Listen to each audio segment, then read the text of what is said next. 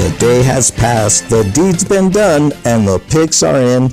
The 2019 PVFL draft has come and gone, so we're going to take a look at the picks.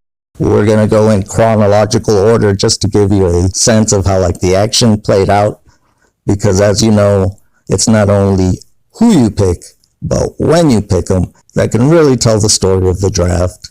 Maybe you guys can look back at your draft performance and see the things you liked, the things you didn't like, the maneuvers you wish you would have made. Consider it like film on a player that's been there a year. And hopefully you guys can learn something, or at least laugh at the business I'm about to give you. It's all in good fun, and that's what it's all about, fun. So we're going to begin with the keepers first and then go round by round, pick by pick. So without further ado, let's jump right in. We're going to begin with the runner-up from last year's championship, J-Dub. His keeper was DeAndre Hopkins. D-Hop. Every time I hear his name, the same question pops in my head. Is he the number one receiver in the NFL right now? You could argue that. Take a look at the stats. He's got great numbers. And besides the stats, you don't have to worry about finding D-Hop in a hotel with hookers and cocaine in the room. I don't know if he's got a family, but if he does, he's not beating on them. The guy loves his helmet. I mean, what more can you ask for from a number one receiver? Plus, Deshaun Watson throwing. Oh, that guy can just do it with his legs, extend the play, create all kinds of havoc, and defenses, you just can't keep up with DeAndre Hopkins when he's running around that long. So we love the keeper, although there wasn't anybody better, but we still love the keeper. J-Dub, D-Hop, thumbs up. Number 2 is Juan Guzman, the Orange Crush. And what is this one, like the third straight year? You're definitely hooked on that Thielen. Adam Thielen, once again with Orange Crush. And what do you expect after a year like last year? He just did it all. He tied that record with Megatron. First 8 games of the season, 100 plus yards each.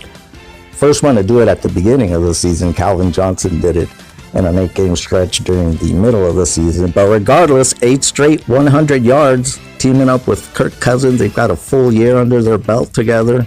If you remember that little spat he had with Kirk Cousins week 17 against the Bears, that's the kind of stuff that gets ironed out. So expect him to put up the same type of numbers. So Juan, Adam Thielen, thumbs up. Up next is Austin Bennett. What's cooking? When you play under a Sean Payton offense that's quarterbacked by Drew Brees and you're catching 90% of the balls thrown at you, that makes you an instant lock for a keeper. Michael Thomas, what a beast last year. He's not going to run by you, but he'll definitely catch everything underneath. So it'll be interesting this year. They got Jared Cook. He's a legit tight end. That may open up even more looks for Michael Thomas. And if that happens, it's going to be another huge season. And with this guy, there's no such thing as a 50-50 ball. Remember that 90% catch rate includes those type of plays with fades and corners. So no 50-50 balls with this guy. It's closer to 90-10. So Austin Bennett keeps Michael Thomas, and we give him a thumbs up. Up next is the first new owner that we welcome to the PVFL, Jamie. When you play under a Sean Payton offense that's quarterbacked by Drew Brees and you make it look so easy, that almost like it's second nature, you are a lock to keep. Deja vu, I think. Alvin, the natural Kamara. This guy is something special. I mean, he just makes it look so easy, so effortless. He's that L. Bell-esque type running back for the Saints. Elbow's a little scrappier. Alvin Kamara's a little more refined. But either way, he may get 400 touches this year. They lost Mark Ingram, so they're probably going to put a lot more weight on him. But he can handle it. This guy can run between the tackles. He can bounce it outside. He can catch it out of the backfield. Heck, you can line him up in the slot or wide out, and the defenses have to respect that. That's how special Alvin the Natural Kamara is. And as we mentioned earlier, with Jared Cook added to the team, it's going to just be one more thing the defenses are going to have to account for. And that spells good news for Alvin Kamara. So Jamie keeps Alvin the natural Kamara. We say thumbs up. Next up is my fellow Redskin fan, Corbin Cook. His keeper was Saquon Barkley, the Wrath of Quan. If you're wondering why we call him the Wrath of Quan, just take a look at his thighs. Jeez, it's a business decision these defenders have to make every time they see Saquon Barkley bearing down on him. Anyways, how will the loss of OBJ and the addition of Daniel Jones impact Saquon this year? Well, you would think that defenses would stack the box, stop the run, daring whether it's Eli Manning or Daniel Jones to beat him through the air. Right now, I don't know who's better, Daniel Jones or Eli Manning. And they picked up Golden Tate.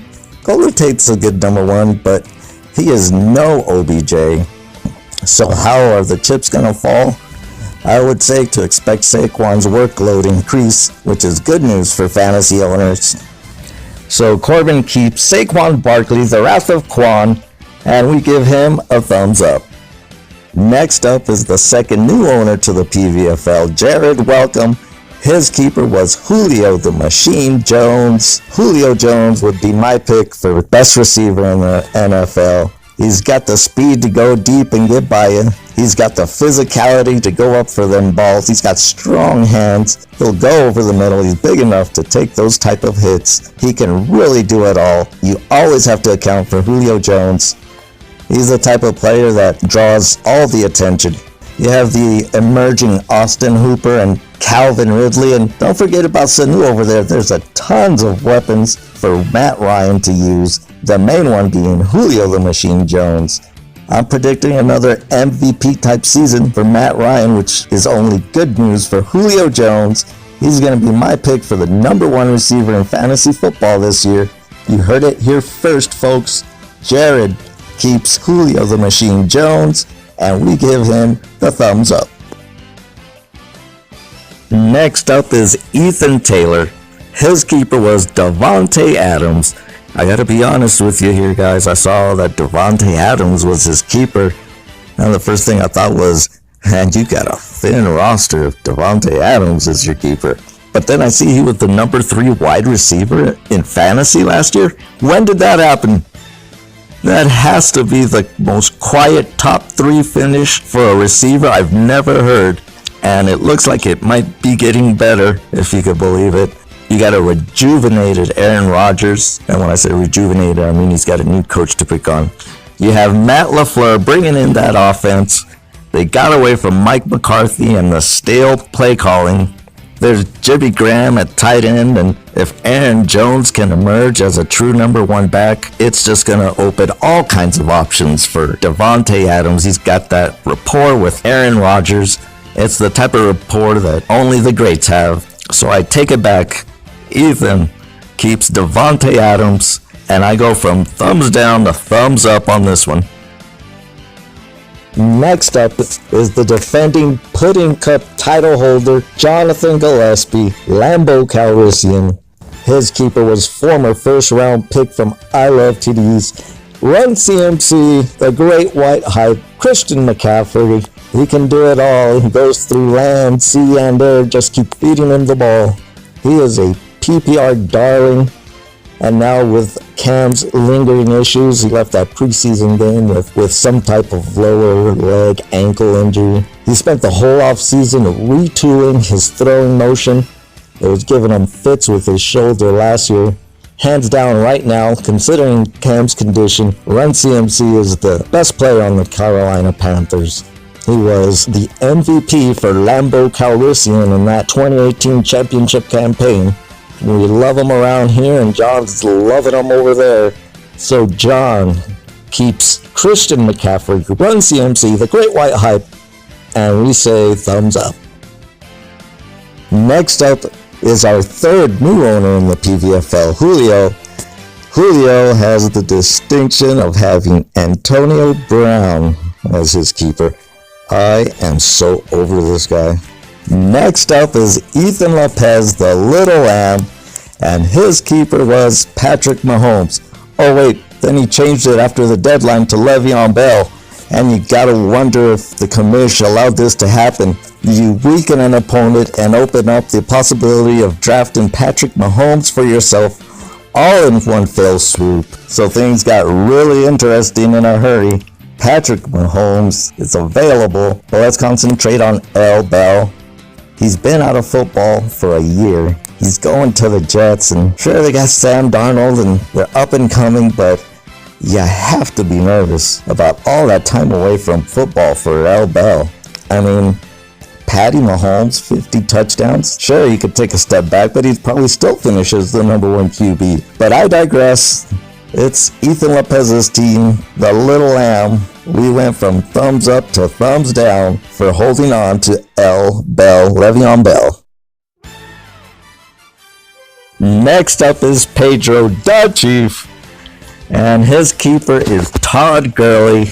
I don't want to hear anything about the Patriots cheating. You got the Colts hiding Andrew Luck's injury. You got Sean McVay hiding Todd Gurley's injury, which is really a shame. One of my favorite players, so dynamic. The offense begins with him.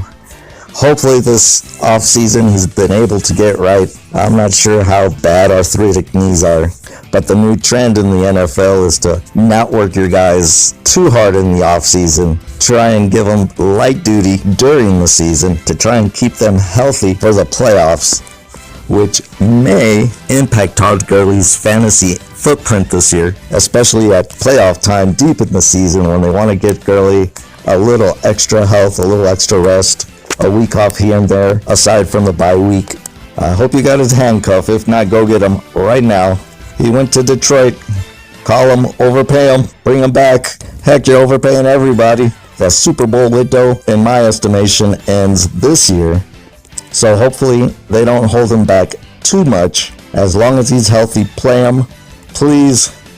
But Pedro keeps Todd Gurley. And what are you going to do? Say thumbs down? No, thumbs up. Last but not least, Kamala, Lady Lagsire.